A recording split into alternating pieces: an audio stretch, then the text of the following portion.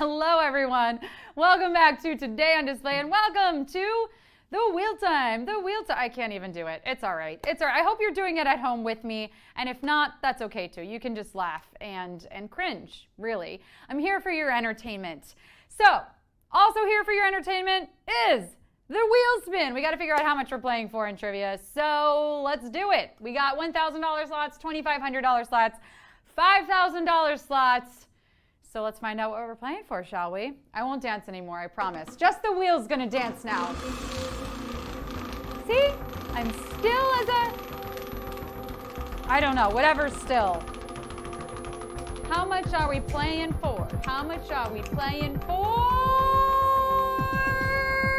Ha-ha!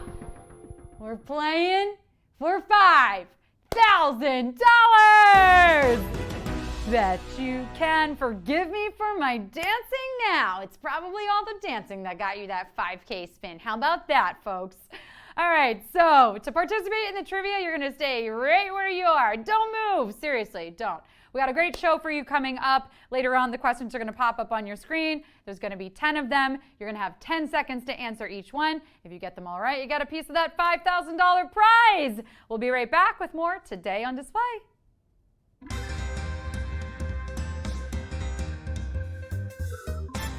Hello, everyone. I am your display bae who gets you paid, Sarah Pribis.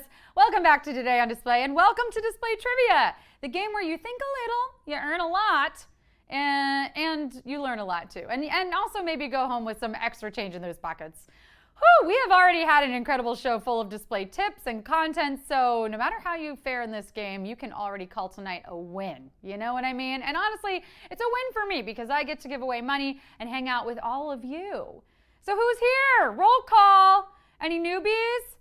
Yeah, shout yourselves out in the chat. Here's how it's all going to go down. So earlier we spun the wheel and y'all, we are playing for $5,000.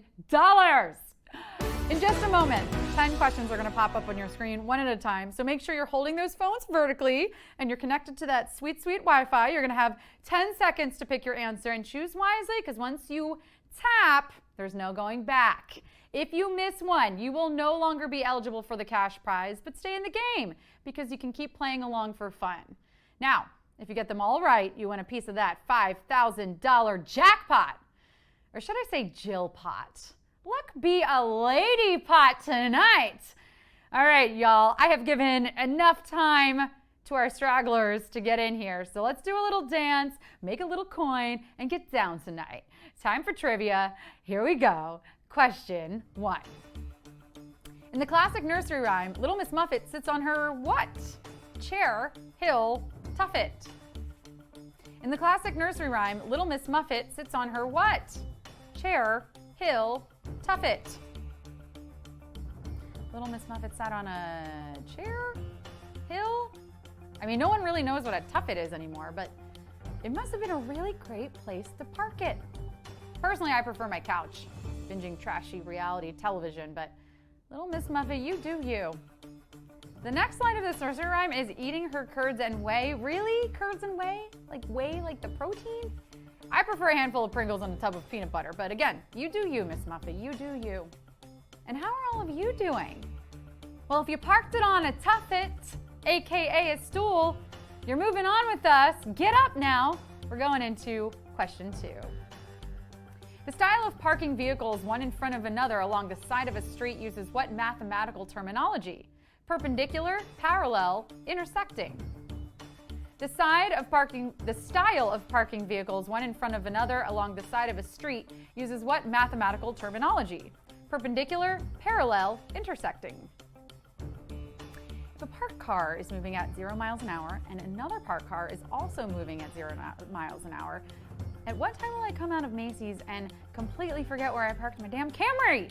Seriously, it was right here. I mean, I can't tell you how many hours I spent searching and searching for my car in parking garages before I realized I don't own a car. Also, I don't remember paying for these clothes. And whose stroller is this? I don't have twins. Confusion aside, the answer here is parallel because that's how you park in relation to the street. Let's drive this bad boy into question 3. Which of the following is not a move in boxing? Hook, jab, claw. Which of the following is not a move in boxing? Hook, jab, claw. These are interesting moves. I mean, I love boxing, but I can't say these are the moves that I'm familiar with. You see, I usually start by getting boxes from your average moving supply company, and then I fold the bottom of the box and tape it so it stays together. Make sure you're using proper packing tape or it's gonna spill all over the floor of your U-Haul, and those things, you rent them by the hour. And I know you're thinking, Sarah, moving is not a sport. Huh, maybe not the way you do it. Claw. That's not a move in boxing. It's just a beverage for college seniors doing some serious day drinking. No drinking, just thinking around here. Question 4. Business in the front, party in the back is an expression commonly associated with what hairstyle? Bob, mullet, crew cut. Business in the front, party in the back is an expression commonly associated with what hairstyle? Bob, mullet, crew cut. This haircut gets its name from a type of fish, though I don't think fish often wear this hairstyle. I might be wrong. I don't know a lot of fish personally. It's not that I have anything against them. We just swim in different circles. Oh, come on. That was a funny fish pun. Do you think you have a betta one? You get it? Because of betta fish? Whatever. If you think of a better fish pun, let me know. Dang, I'm good. I'm a catch. Catch! Okay, enough of that. You don't have to listen to my fish puns anymore. You're off the hook.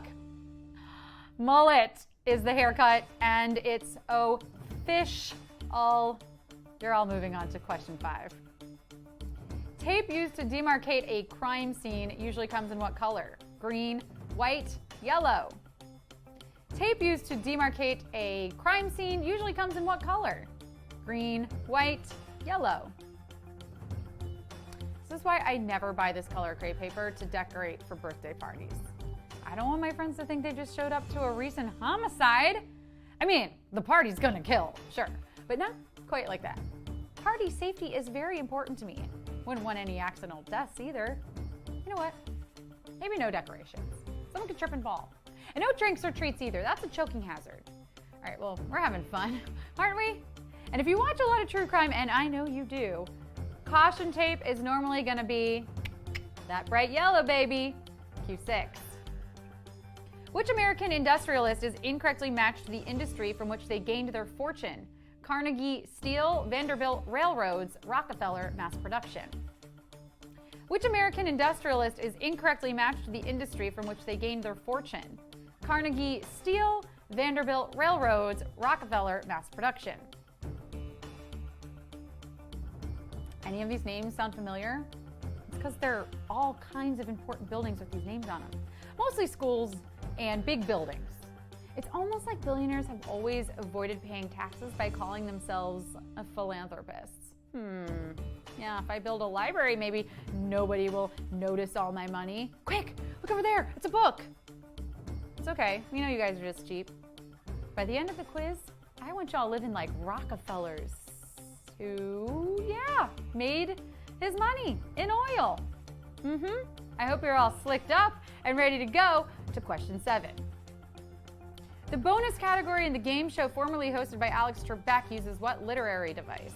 Rhyme, alliteration, simile. The bonus category in the game show formerly hosted by Alex Trebek uses what literary device? Rhyme, alliteration, simile.